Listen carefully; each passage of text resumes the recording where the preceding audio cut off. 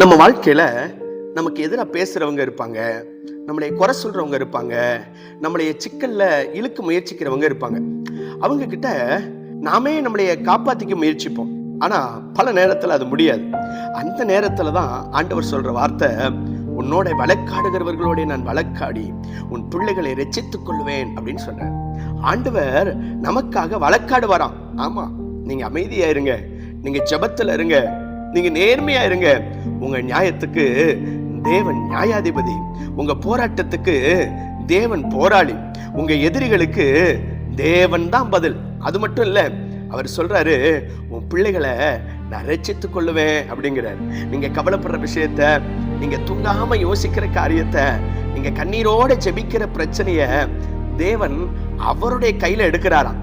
அதனால நீங்க பழி வாங்க முயற்சிக்காதீங்க, வாதம் பிடிக்காதீங்க, பயந்து போகாதீங்க. நீதியை தேவன்கிட்ட கொடுங்க, போராட்டத்தை ஆண்டவர்கிட்ட ஒப்படைங்க, உங்க பிள்ளைகளையும் ஆண்டவரிடத்துல ஒப்படைங்க. வழக்காட வேண்டிய இடத்துல அவர் வழக்காடி, விடுவிக்க வேண்டிய நேரத்துல அவர் விடுவிப்பார், உங்களுக்கு நியாயம் செய்வார். ஏன்னா நியாயம் செய்கிற கர்த்தர் உங்க கூட. God bless you.